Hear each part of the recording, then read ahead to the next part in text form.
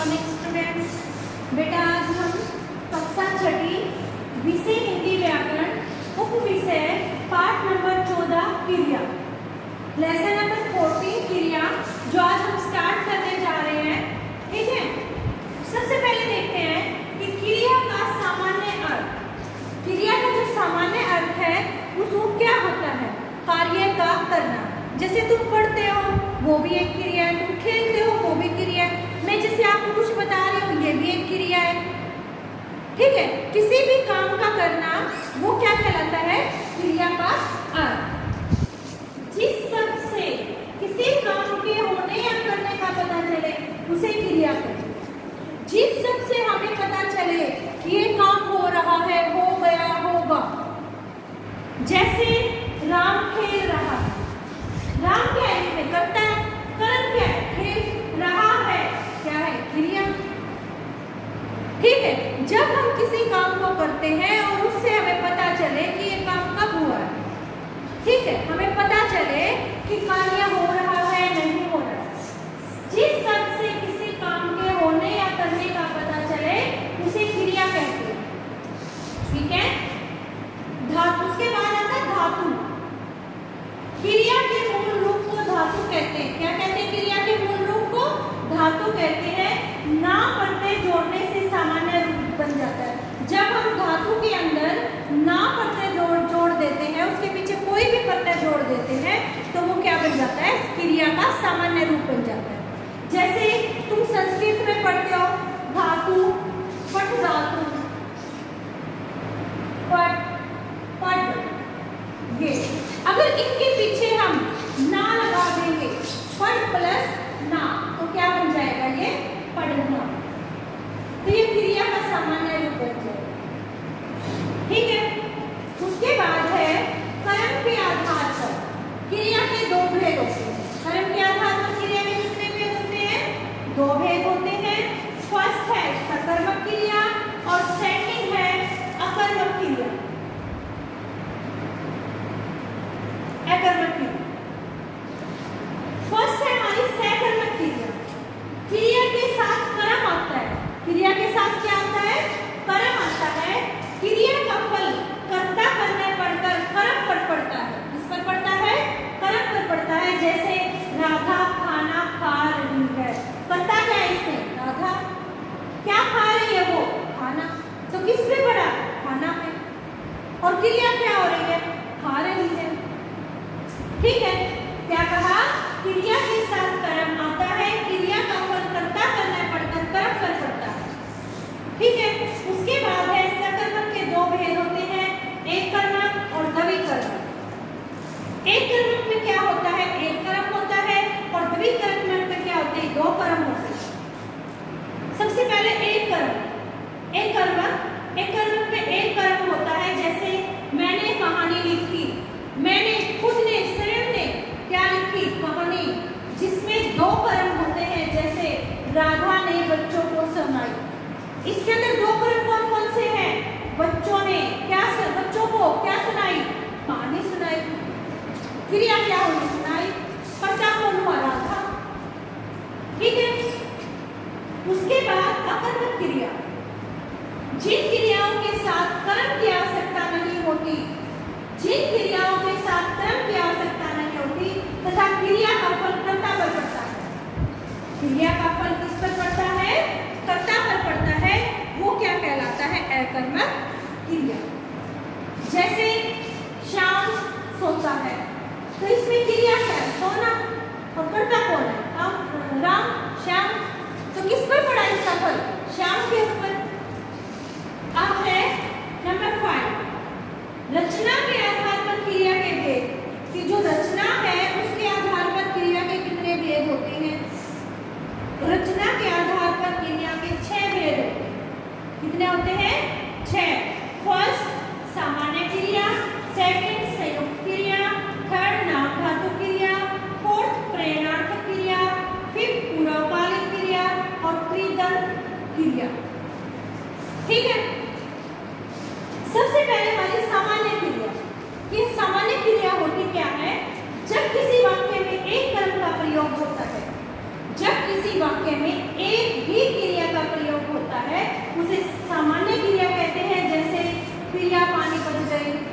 प्रिया झींग गई, प्रिया स्कूल गई।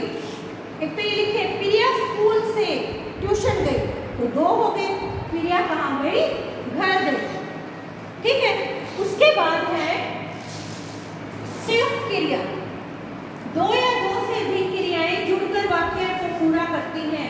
जैसे स्नेहा कहानी पढ़ने लगी। स्नेहा क्या पढ़ने लगी? कहानी, जिसमें 2 या 2 से अधिक क्रियाएं, 2 क्रियाएं होगी। स्नेहा क्या पढ़ने लगी? कहानी पढ़ने लगी। क्या और क्यों के क्वेश्चन करोगे, अगर वो हमारे राइट होते हैं तो ये सोच लो आपका वाक्य भी राइट। उसके बाद प्रेरणार्थक क्रिया, नाम धातु क्रिया। नंबर 3 नाम धातु क्रिया। संज्ञा, सर्वनाम, विशेषण आदि शब्दों से बनने वाली क्रिया को नाम धातु क्रिया कहते हैं। जैसे चोर ने मार हथियार लिया। क्या कहा इसने? संज्ञा, सर्वनाम, विशेषण आदि शब्दों से बनने वाली जो हथियार लिया। हथियार किससे? हाथ से। हथियाना, हथियाना। जैसे हम धातु बनाते हैं, जैसे बात बतियाना, झूठ झुठलाना, ऐसे। उसके बाद है प्रेरणार्थक क्रिया। जिस वाक्य में कर्ता स्वयं न कार्य करके किसी अन्य से करवाए। जैसे आपकी मम्मी खुद काम न करके आपको बोले बेटा 1 गिलास पानी देना, बेटा बाहर से ये चीज लेके आना, तो वो क्या है? पूरा प्रेरणार्थक क्रिया, प्रेरणा करना। मालिक ने नौकर से चाय बनवाई। किससे बनवाई? मालिक ने चाय नौकर से बनवाई। उसके बाद है पूर्वकालिक क्रिया, जहाँ मुख्य क्रिया से पहले कोई अन्य क्रिया आए। जैसे गोविंद नहाकर सो गया। ये मुख्य क्रिया क्या है? सो गया। और उससे पहले क्या क्रिया हुई? नहाना। जो राम या श्याम जो भी है वो नहाकर सो गया। उसके बाद है कृदंत क्रिया। क्रिया में प्रत्यय जुड़ने पर जो नया रूप बनता है उसे कृदंत क्रिया कहते हैं। जैसे हंस प्लस ता, हंसता। प्रत्यय हमेशा शब्द के पीछे लगता है और जो उपसर्ग होता है वो कहाँ लगता है? शब्द के आगे लगता है। ठीक है।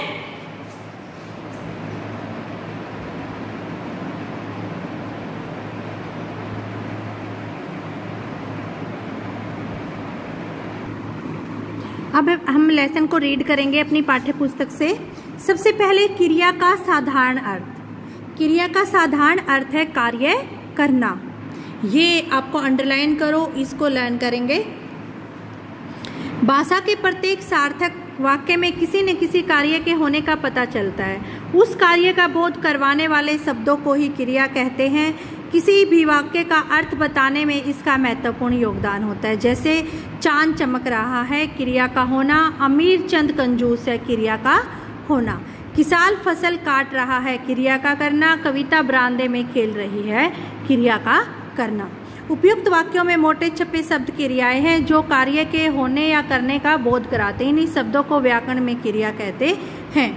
जिस शब्द से किसी काम के करने या होने का पता चले उसे क्या कहते हैं? क्रिया कहते हैं। इसको भी क्या करेंगे हम? अंडरलाइन करेंगे। धातु। क्रिया के मूल रूप को धातु कहते हैं। ये क्वेश्चन 1 वर्ड आंसर में आ सकता है। धातु क्रिया के मूल रूप को क्या कहते हैं? जैसे पढ़, चढ़, हंस, लिख, पी, दौड़ आदि। धातु के मूल रूप में ना प्रत्यय जोड़ने से क्रिया का सामान्य रूप बन जाता है। जैसे पढ़ से पढ़ना, चढ़ से चढ़ना, हंस से हंसना, लिख से लिखना, पी से पीना, दौड़ से दौड़ना आदि। कर्म के आधार पर क्रिया के भेद। कर्म के आधार पर क्रिया के 2 भेद होते हैं, सकर्मक और अकर्मक। फर्स्ट है सकर्मक। जिस क्रिया के साथ कर्म आता है और कर्म का फल कर्ता पर न पड़कर कर्म पर पड़ता है उसे सकर्मक क्रिया कहते हैं। जैसे सुहेल हॉकी खेल रहा है, रीमा खाना बना रही है, शिखा ने चुटकुला सुनाया। इन वाक्यों में खेल रहा है का कर्म हॉकी बना रहा है। कर्म खाना तथा सुनाया का कर्म चुटकुला है। क्रिया का सीधा फल इन्हीं पर पड़ रहा है। सकर्मक क्रिया की पहचान। इस क्रिया की पहचान के लिए क्रियापद के साथ क्या, किस, किसको आदि लगाकर प्रश्न करने पर यदि उत्तर मिले तो वह सकर्मक क्रिया होती है। जैसे वह क्या खेल रहा है, उत्तर हॉकी। अतः यहाँ पर सकर्मक क्रिया है। सकर्मक क्रिया के 2 भेद होते हैं, एकर्मक और द्विकर्मक। एक कर्मक क्रिया क्या होती है जिसमें एक कर्म होता है। द्विकर्मक क्या होती है जिसमें दो कर्म होते हैं। द्वि का मतलब दो, एक का मतलब एक।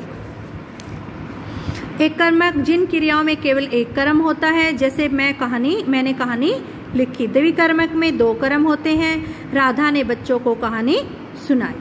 उसके बाद अकर्मक क्रिया है, जिन क्रियाओं के साथ कर्म की आवश्यकता नहीं होती, वह क्रिया का फल कर्ता पर पड़े, उन्हें अकर्मक क्रिया कहते हैं। जैसे सचिन सोता है। रचना के आधार पर क्रिया के 6 भेद होते हैं। सामान्य क्रिया, संयुक्त, नाम धातु, प्रेरणार्थक, पूर्वकालिक और कृदंत। फर्स्ट है सामान्य क्रिया। जब किसी वाक्य में एक ही क्रिया का प्रयोग हो तो वह सामान्य क्रिया कहलाती है। जैसे प्रिया पानीपत गई, सलमा ने गाना गाया। संयुक्त क्रिया, जिस वाक्य में 2 या 2 से अधिक क्रियाएं मिलकर कार्य को पूरा करती हैं। किसान खेत से लौट आया। नाम धातु क्रिया, संज्ञा, सर्वनाम या विशेषण आदि शब्दों से बनने वाली क्रियाओं को नाम धातु क्रियाएं कहते हैं। जैसे चोर ने माल हथिया लिया। हमें माता पिता के संस्कारों को अपनाना चाहिए। इन वाक्यों में हथियाना या अपनाना क्या है? क्रियाएं। कुछ नाम धातु क्रियाएं दी गई हैं संज्ञा के और सर्वनाम और विशेषण के अनुसार। संज्ञा बात बतियाना, लज्जा लज्जाना। जैसे सर्वनाम के अपना अपनाना, मैं मिमियाना। विशेषण गरम गरमाना, साठ सठियाना। फिर है अनुकरणात्मक शब्दों से चमचम चमचमाना, भिन भिन भिन भिनाना, फड़ फड़। यह आपने लर्न करनी है, राइट नहीं करनी है अपनी बुक के अंदर, नोटबुक के अंदर। उसके बाद है प्रेरणार्थक क्रिया, जिस वाक्य में कर्ता स्वयं कार्य न करके किसी अन्य को कार्य करने के लिए प्रेरित करता है, उसे प्रेरणार्थक क्रिया कहते हैं। जैसे मालिक ने नौकर से चाय बनवाई, अध्यापक ने बच्चों को पाठ पढ़वाया।